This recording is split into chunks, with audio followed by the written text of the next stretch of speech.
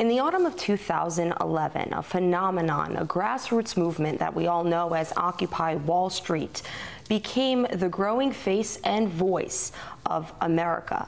But at the start of 2011, there was one man that predicted a movement such as Occupy Wall Street would be sweeping through the United States.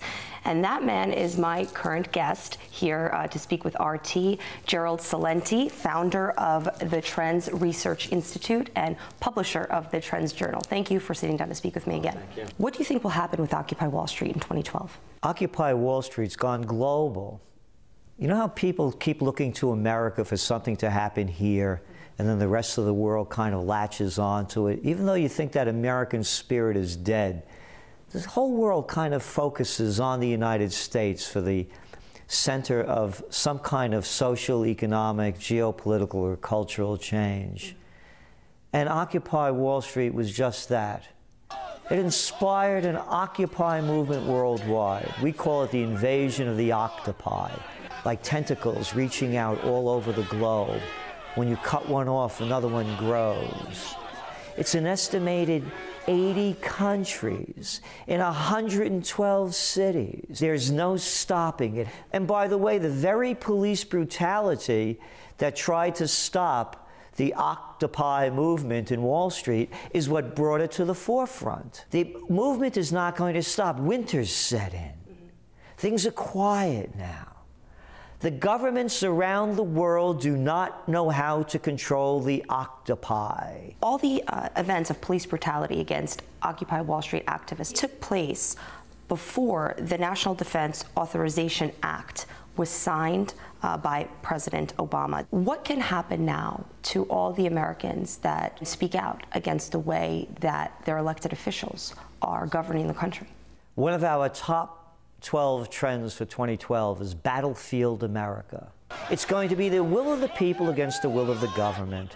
The Senate of the United States and the House of Representatives, the gang of 535, and deciding, like this guy Lindsey Graham, the cracker from South Carolina, calling America a battlefield, and saying that if you're accused of being tied into a terrorist organization, or you're a belligerent, as the way the act is now written, you have no judge, you have no jury, you have no trial, you don't have charges filed against you. The military could come in and take someone like me that they may call a belligerent because they don't like what I have to say, and they could take me away, lock me up in detention, blow my brains out. No lawyer, no habeas corpus. It's the Bill of No Rights signed by President Obama. And what it does, it also allows the military to take somebody like me or someone they don't like who they choose, who the Gestapo chooses to be called an anti-American or working with a terrorist group. I may give money to a group that they don't like, and they could tie that back to me. You have forecasted a trend involving what you believe will be economic martial law being implemented in the U.S. What exactly do you mean by that? The entire financial system is collapsing. It's a worldwide financial meltdown. We can see the collapse of the European Union. It's happening in front of us. There's no way of bailing them out. Just the G7 has $7.5 trillion worth of debt coming due in 2012. How are they going to pay that off? As it collapses, look what's going on around the world. Look what's going on in Greece. It's a depression. It's a depression in Spain. It's a depression in Portugal. It's going to be a depression in Italy, a recession in France. It's collapsing around the world.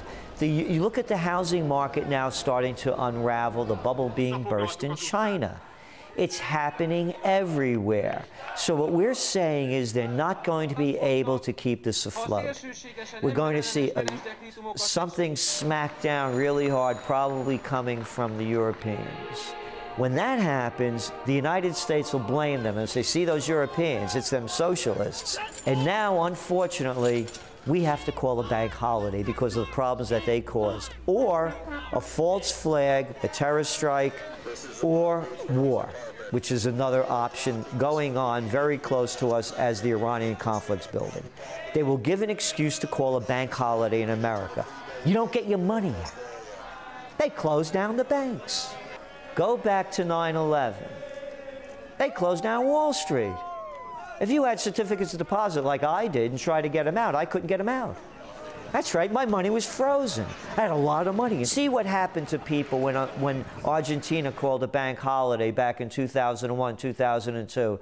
People that had money in the bank account to buy a house, by the time the bank holiday was over, that money couldn't buy a car. That's right, they devalue the currency. You brought up Iran. What are the major concerns right now when it comes to Iran and the possibility of a war? The United States, again with the National Defense Authorization Act, part of that was that President Obama effectively has declared war against Iran. The latest legislation puts sanctions on foreign companies dealing with Iranian banks. They're effectively putting an embargo on Iran. It's an act of war. Go back to World War II. It's like when the United States stopped Japan from being able to buy oil. Now the Iranians can't sell it. If they lose just 20% of their ability to sell oil, you're looking at 60% of their GDP comes from oil sales.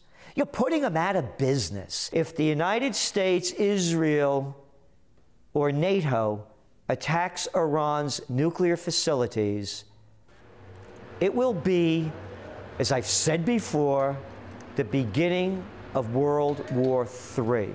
Syria may be the other avenue into it, because who's Syria's top ally? Iran.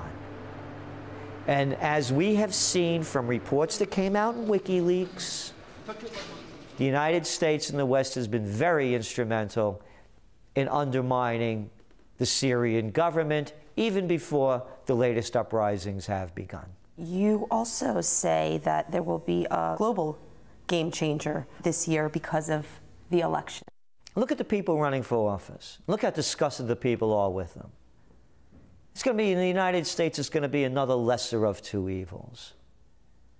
You've predicted that Barack Obama would win, right? Oh, we said Barack Obama would win back in October. We put our forecast out. If the current front runner is Romney, for example, or Gingrich or Santorum, you know, the only wild card in this, as we see it, is Ron Paul. If U.S. President Barack Obama wins a second term, do you think that he'll change course in any way? Because he'll have a bit more freedom in his second term than in his first term. Didn't Obama, when he got elected in 2009, have the entire nation virtually behind him? Do you remember the cheerleading in Grant Park? Do you remember that he had a Democratic Congress behind him? Do you remember that the people gave him everything that he wanted? And do you also remember all the backtracks that Obama went through? Remember Obama, first day he hits the stage, I'm going to close Guantanamo in a year, Jack. Hey, and remember those Bush tax cuts, no more for me, adios. Hey, remember that rendition, ain't going to happen under my watch. Oh, and those ugly wars that Bush had. How about some more Predator drones into Pakistan? How about up in the troop level in Afghanistan? I'll tell you what. After another 4 years of Obama, people are going to be wanting Bush back. And what will be the game-changing trend or trends for 2012? As I see it, there are 4 things that could change the future. One is repatriate, repatriate. Bring your jobs back home. Bring production back home. Is it going to cost a little more? Yes. But guess what? You're going to get paid more. And that quality is going to be better. For the trend to change, it has to begin at the grassroots. It's not only Americans. It's every country having national pride in what they do best. Number 2, direct democracy. Let the people vote. Let the people vote on major issues. I don't need, as I said, a gang of 535 telling me we have to go to war against Libya. We have to go to war against Iraq. We have to go to war against now Iran? Let the people vote. You want the war on drugs to keep going? Let the people vote. You want to bail out banks? Let the people vote. Right now, as I said, we have politicians telling us how to think, how to eat, what to believe, what not to believe, what to watch, and what not to watch. Number 3, secession. It's too big. The Soviet Union knows this story, and the United States should get the same story in their heads. It can't be run by a central government anymore. You think the Taliban want to invade Vermont? You think they got their eye on Utah? You know, here we are, it's 10 years after 9/11, and they're still putting out that same phony line, that the reason that they want to invade us is because they hate our freedom and liberty. Freedom and liberty? Hey, anybody read the National Defense Authorization Act? Hey, you been felt up at the airport lately? Flying the friendly skies? GPS signal under your car? Cops watching you? Listen, what freedom? What liberty? Now, it has to do with foreign policy. My favorite trend of all of them, going out in style.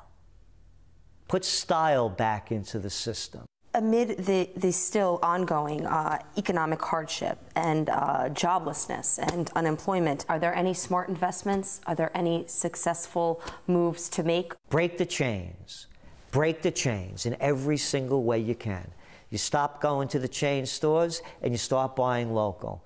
You start filling the market niche's needs. Where is it going to be the biggest growth? I call it the invasion of the octopi, like tentacles reaching out all over the globe.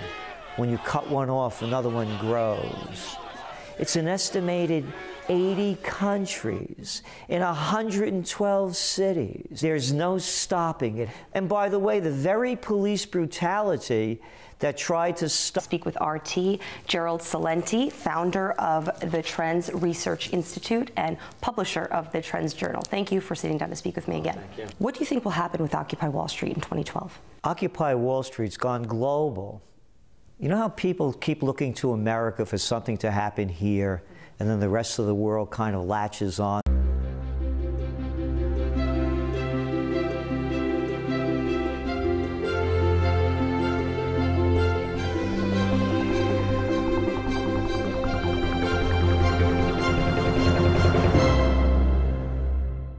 In the autumn of 2011, a phenomenon, a grassroots movement to it. Even though you think that American spirit is dead, the whole world kind of focuses on the United States for the center of some kind of social, economic, geopolitical, or cultural change. And Occupy Wall Street was just that. It inspired an Occupy movement worldwide.